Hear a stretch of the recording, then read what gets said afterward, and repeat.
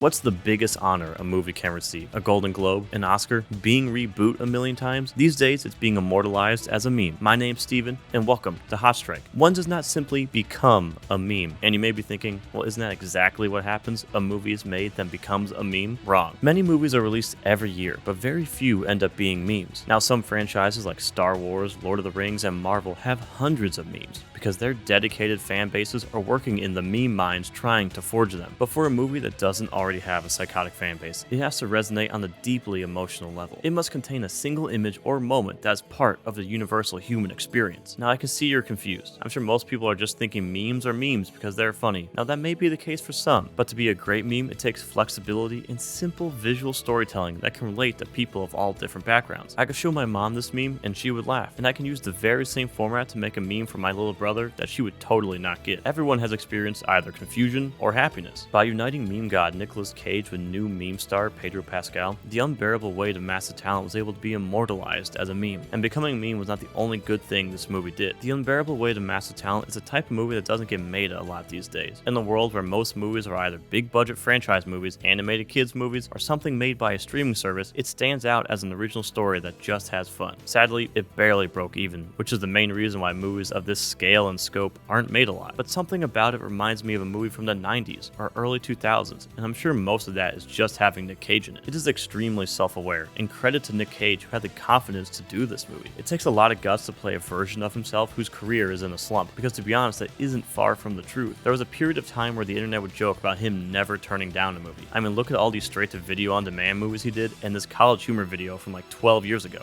All right, listen to me. You're Nicolas Cage. No one can ever take that away from you. But after The Sorcerer's Apprentice, Bangkok Dangerous, Knowing, Ghostwriter, Next, Wicker Man, you need to be a little bit more selective about your films, Nicky. Before The Unbearable Weight of Massive Talent, the last good movie I saw Nick Cage in was Snowden, and to be honest, I even forgot he was in that until I googled it. So before that would have been The Second National Treasure, and yeah, I know he did VO for Into the Spider-Verse, but I'm just counting on-screen performances. Is that all you got? You're gonna fight or you're just bumping gums, you hard-boiled turtle slapper? This movie managed to end Cage's dry spell and was a massive comeback, but let's be honest, he never really left. Now you get the next one, baby, and we're back.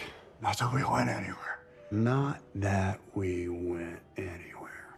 And we certainly can't forget about Pedro Pascal. He's got The Mandalorian, The Last of Us, and thousands of fan cams, but his career has been predominantly focused on TV. The unbearable weight of massive talent made him a true movie star. I mean, look at the movies he's been in versus TV shows. Clearly, TV is winning. His movie career is good, but it can be better. The chemistry between Nick and Pedro is great on screen, and the first half of the movie that is just about the two of them becoming friends is by far the best part. They play off each other really well, and the story makes sure to never overshadow their relationship. The side characters do their job, then get out of the way to make room for them. It's so fun to watch a self-absorbed, down-on-his-luck movie star be stuck with an insane fanboy. At first, Nick thinks it'll be the worst thing ever, but starts to realize they both have the same interest, Nick Cage. Javi's favorite thing is Nick Cage, and Nick Cage's favorite thing is also Nick Cage, so they are perfect together. This way, The Unbearable Weight of Massive Talent manages to be a movie about Hollywood without throwing it in your face. Although Nick is part of Hollywood, he and Javi talk about movies like fans would, not producers or people in the industry. And as something of a movie fan myself, I love that. Paddington 2 is incredible.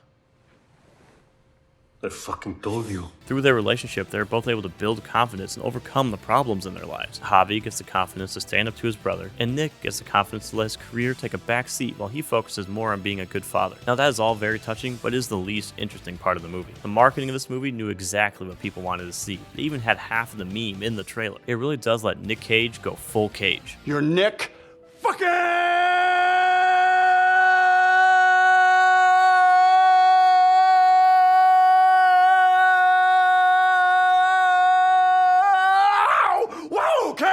Modern day Nick Cage has these hilarious arguments with his younger movie star self called Nicky that was inspired by this interview.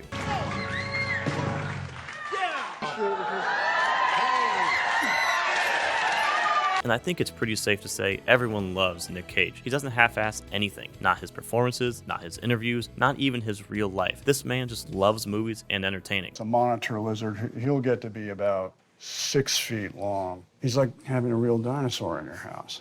It's kind of amazing.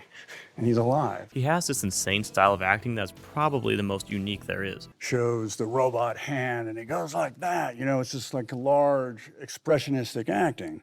So I put that into Moonstruck. I lost my hand. That's exactly a direct steal.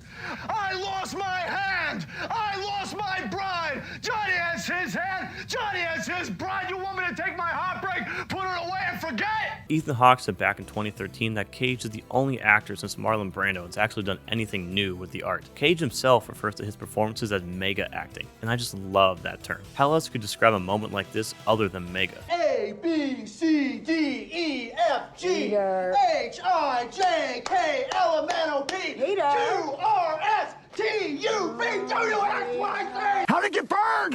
How'd it get burned? How'd it get burned?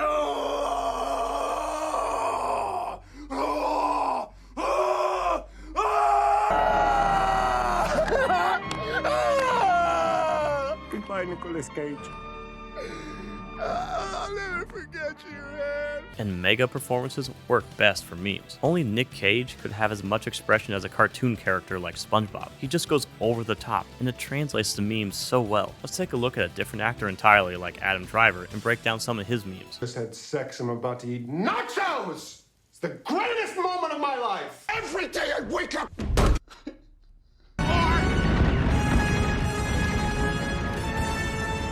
These are just big, out there, emotional moments that can either work as a video or photo meme. Subtle performances don't make for good memes, which is why this Nick Cage and Pedro Pascal duo was able to create a great meme. The Unbearable Way to Massive Talent may not have received any awards and barely broke even at the box office, but through its meme, it is still part of today's pop culture. Avatar: The Way of Water and Top Gun Maverick may have been the biggest movies of 2022, but at this point, I see this meme more than anything else having to do with those movies, which is why I think becoming a meme is the highest honor a movie can receive these days. The Unbearable Way to Massive Talent knew how to have fun, and that's why I was able to create a new, great meme format. My name's Steven, and this has been Hot Strike. If you have a movie or TV show you'd like to see a video about, please comment down below. Thanks for watching.